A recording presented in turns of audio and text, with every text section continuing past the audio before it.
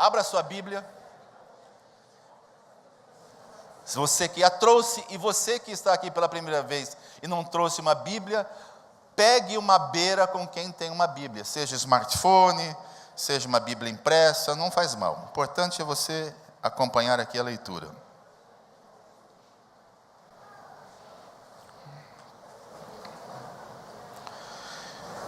Quero que você abra a sua Bíblia na primeira carta de Reis, primeiro livro de Reis, no Velho Testamento. E eu quero ler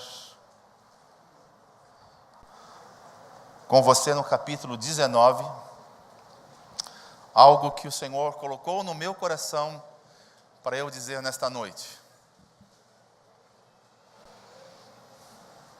Tenho 30 minutos para deixar no seu coração um desafio. Portanto, me ajuda aí. Diga para quem está ao seu lado, ajuda o pastor aí a ser fiel no que ele está dizendo. 30 minutos.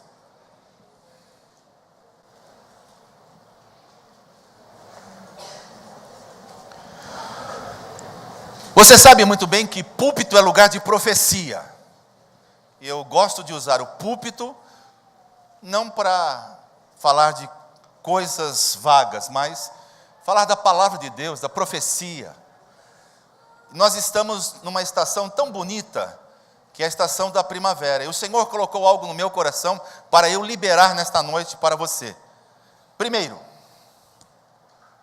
esta estação significa que a minha e a sua vida, o meu e o seu trabalho, a minha e a sua família, o meu e o seu ministério vão florescer nesses últimos 4 meses, mais do que todos os 8 primeiros meses deste ano.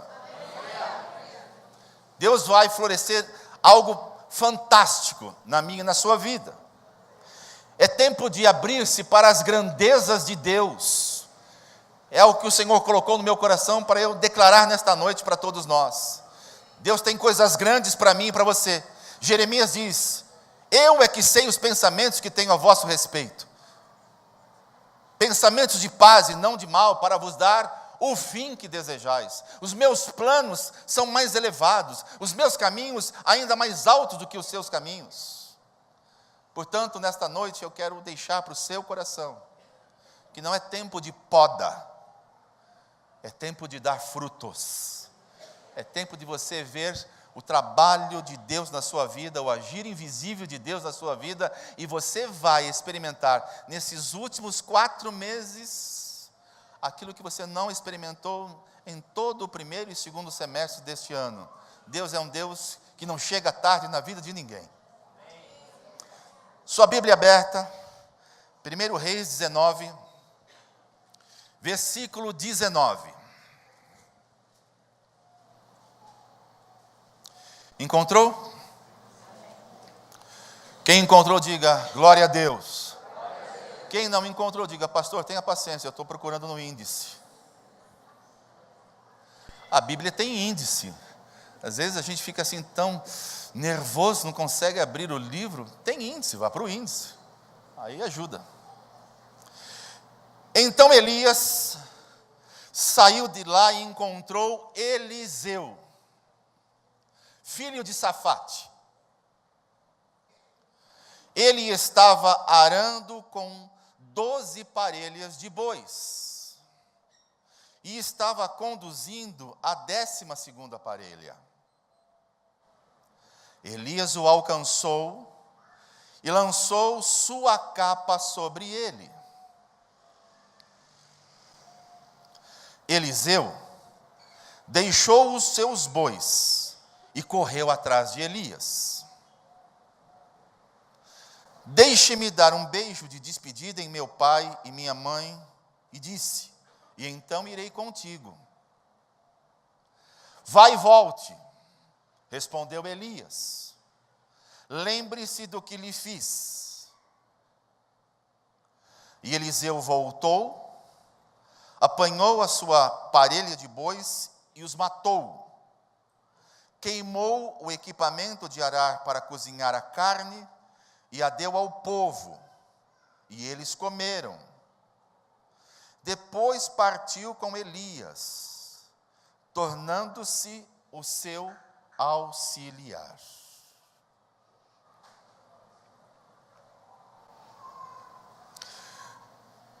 Você sabe qual é a maior tragédia da vida? A maior tragédia da vida é você viver para um propósito pelo qual Deus não te criou. Você gastar os seus melhores anos, sua energia, seus talentos, para algo que Deus não tem planejado para você. O que eu acabei de ler para você, retrata a figura de um homem chamado Eliseu. Eliseu foi sucessor do profeta Elias. E o texto que você leu comigo diz que ele tinha uma atividade. Cada um de nós possuímos uma atividade. Alguns são médicos, são engenheiros, são profissionais liberais. Eliseu era um agricultor. O que era Eliseu? Um agricultor. O conhecimento dele era sobre agriculturas, sobre arar a terra, sobre cultivar a terra. E ele estava vivendo com este propósito. Mas um determinado dia chega a ele, sem ele esperar, aquilo que Deus tem para cada um de nós, ou seja, um plano. E Deus, quando quer revelar um plano, Ele usa pessoas. Dificilmente Deus vai mandar um anjo, Ele até pode mandar, mas normalmente Deus manda pessoas. E mandou Elias. E Elias fez algo sobre ele que eu quero comentar com você nesta noite. Eliseu fazia da sua vida, do seu propósito, aquilo que ele sabia. Talvez ele tenha aprendido com seus pais. A cuidar da terra, a sobreviver da terra. O profeta vem e lança sobre ele uma capa. E quando aquilo acontece, algo muda na vida daquele homem. O destino dele muda. O propósito de vida dele muda. É exatamente isso que acontece com aqueles que um dia se deparam com uma realidade muito semelhante a esta. Vêm a um culto de uma igreja, vão a uma célula, a um GECEM, e lá tem um encontro com Jesus. 35 anos atrás aconteceu isso comigo.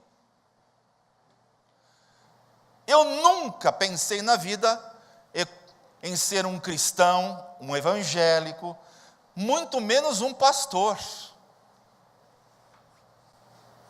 Até o dia que eu fui a convite da minha esposa, porque eu era da pá virada, irmãos.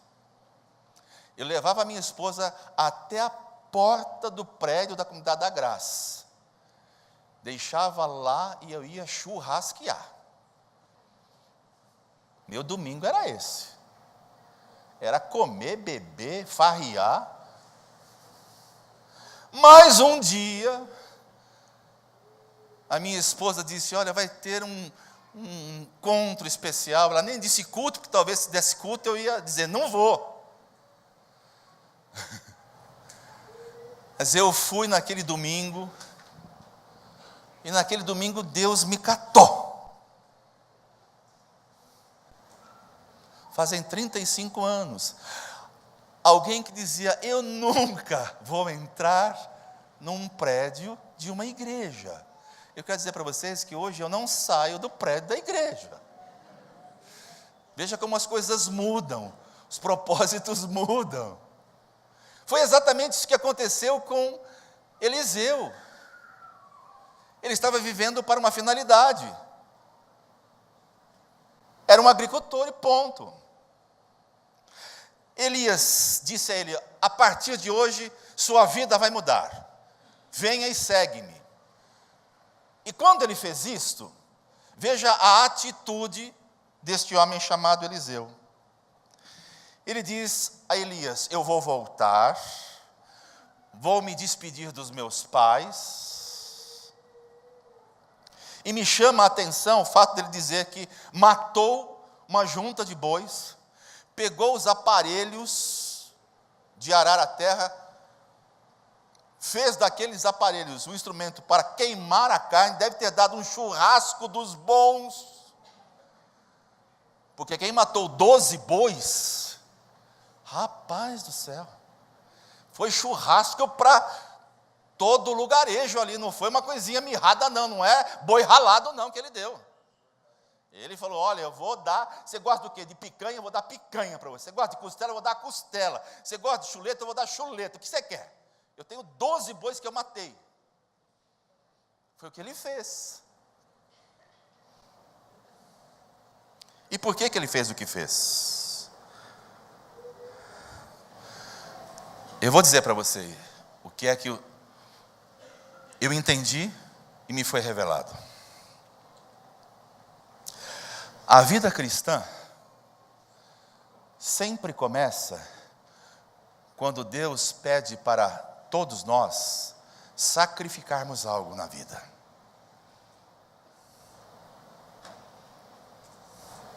Não sei se você está me entendendo.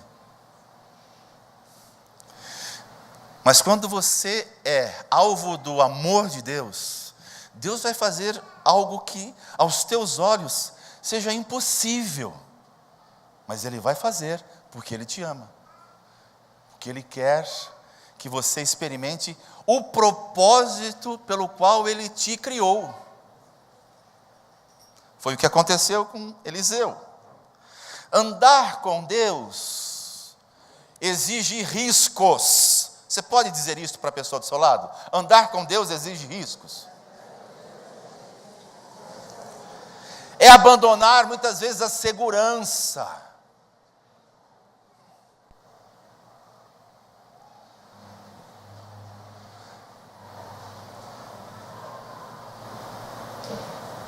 Quando eu me converti, irmãos,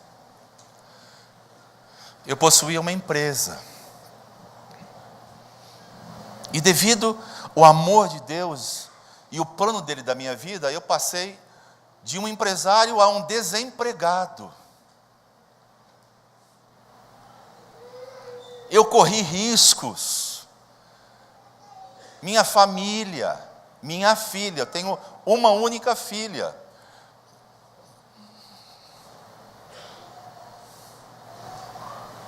Eu perdi a segurança que eu tinha, que era o meu sustento, que era a minha empresa. Mas por que tudo isso aconteceu? Porque Deus não estava querendo que eu fosse apenas um empresário e que eu continuasse vivendo uma vida sem propósito. Ele preferiu que eu perdesse a empresa, mas ganhasse o propósito dele na minha vida.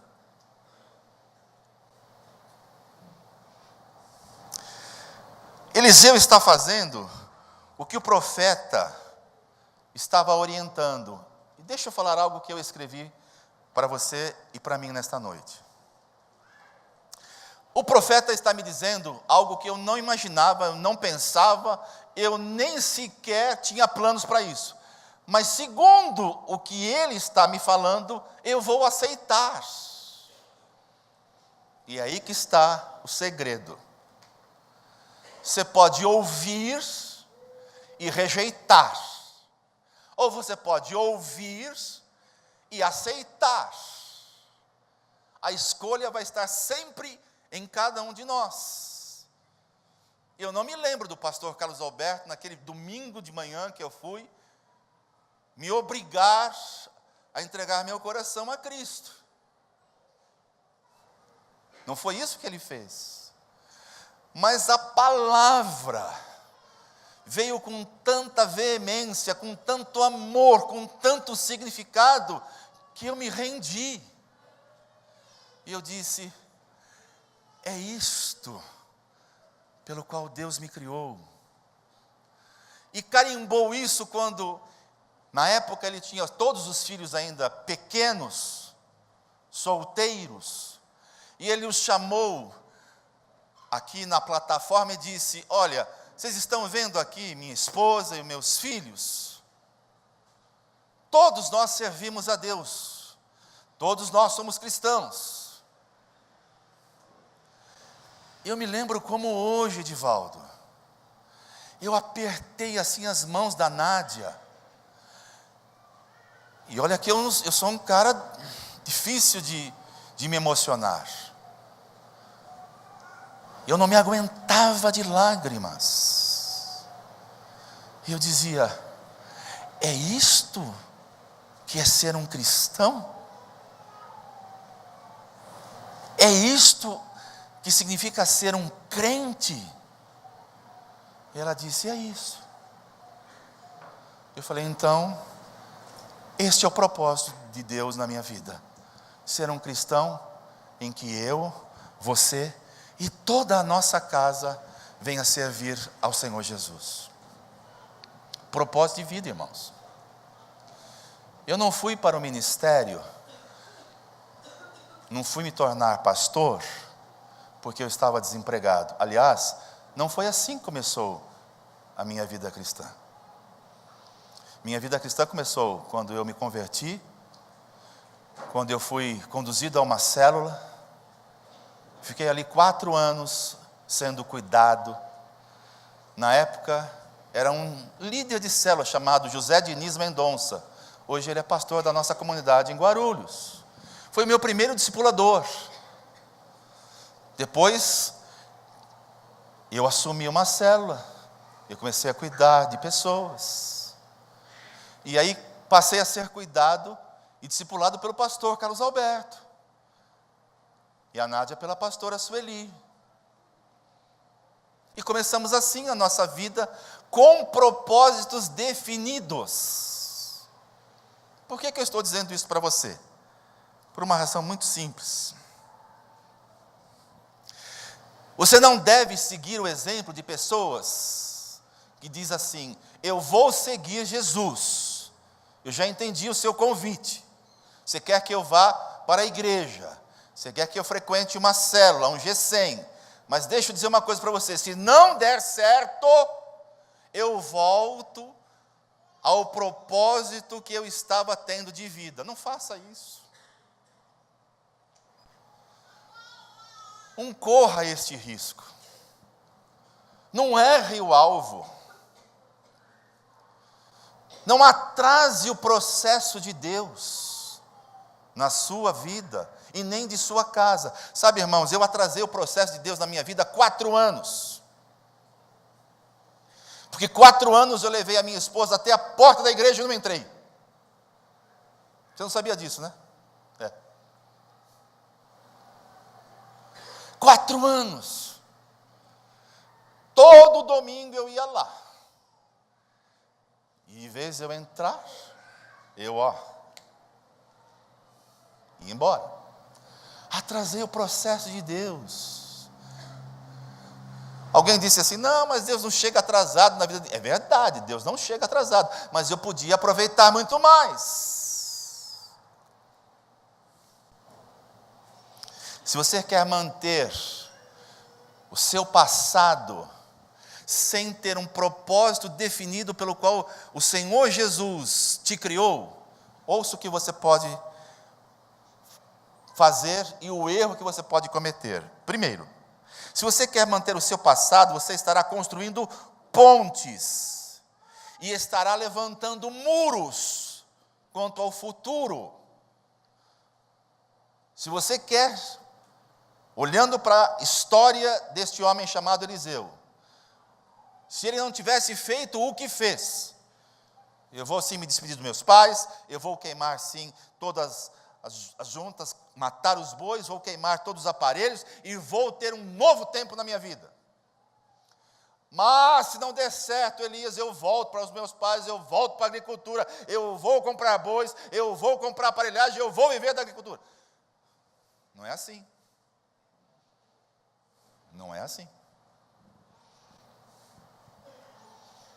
O que é que você e eu precisamos fazer sempre? O passado, meus irmãos, ninguém pode esquecer. Pode? Dá. Eu não posso esquecer que há 1 ano atrás eu estava 21 dias dentro de uma UTI. orando, jejuando, pastores indo lá, orando pela minha neta. Eu não posso esquecer disto. Mas eu não posso criar só uma ponte para um passado e um muro para o futuro. Eu fiz o contrário. O Senhor permitiu toda aquela situação, eu cresci em tudo aquilo. Eu nunca tinha jejuado mais de 80 horas, sem parar e sem água. Eu não sei se você já teve essa experiência, mas eu nunca tinha tido. E eu já sou pastor há 21 anos.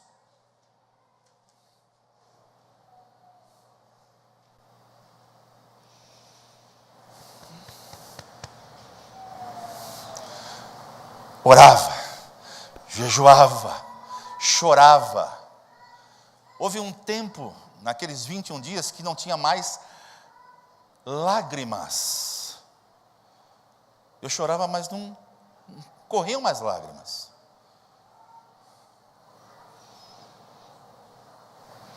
Mas a Bíblia diz que o choro dura uma noite, mas a alegria vem pela manhã. Eu não vivo do passado. Dia 14 desse mês, eu celebrei 1 ano fazendo um memorial. Reuni a minha família, minha neta, e dizemos: aqui está, Senhor, o que o Senhor fez, e agora nós estamos olhando para o futuro, e ela, Senhor, vai ser um instrumento nas tuas mãos, que aonde ela for, ela vai contar de quem é o Senhor na vida dela. E deixa eu dizer uma coisa para vocês. A vida desta menina, chamada Antonella, está marcada. Tem um propósito de Deus na vida dela. E já disse aos pais dela, ela não pertencem a você. Camila, nome da minha filha, não pertencem a você, Felipe, meu genro. Ela é do Senhor. O Senhor soprou nela fôlego de vida. Ela ficou um carvão.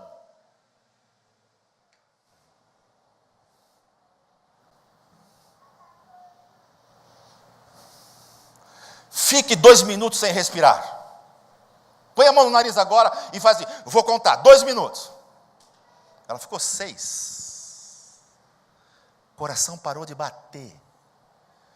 Os médicos iam lá no leito, depois de entubada, e diziam assim: não é possível.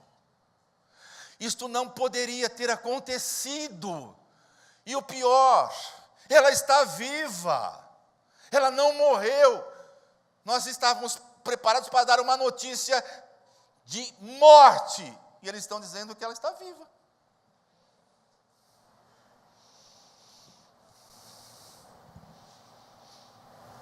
Faça pontes para o futuro, muros para o passado. O seu passado não determina o seu futuro. Você pode dizer isso para a pessoa do seu lado?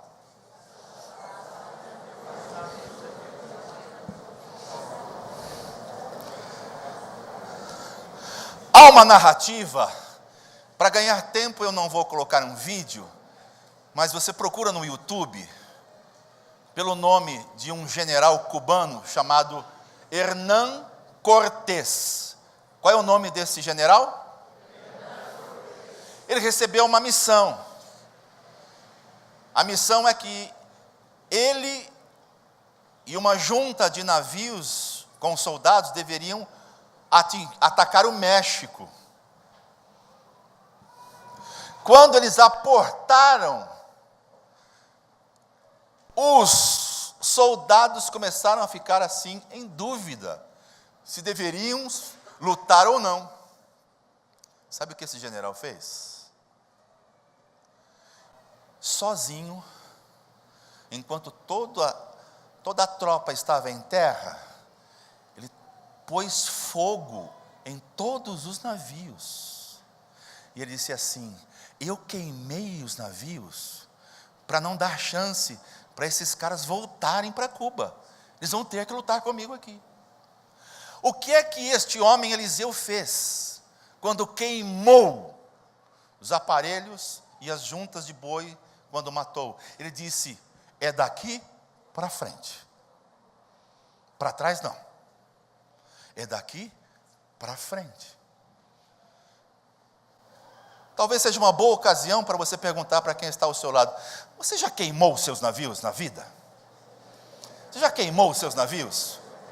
Ou você ainda está com o pensamento lá no passado? Ah, quando eu era menino lá na cidade de Barbacena. Não. Você não mora mais em Barbacena, você mora em São Paulo, você mora na Zona Leste, você constituiu uma família. Você já queimou os seus navios? Você já decidiu viver uma vida que agrade a Deus? Esse desafio é para todos nós. Não é só para você que está hoje pela primeira vez aqui. É para pastores, é para líderes, é para os membros de uma igreja local. Porque é tempo da gente olhar para frente, não olhar para trás.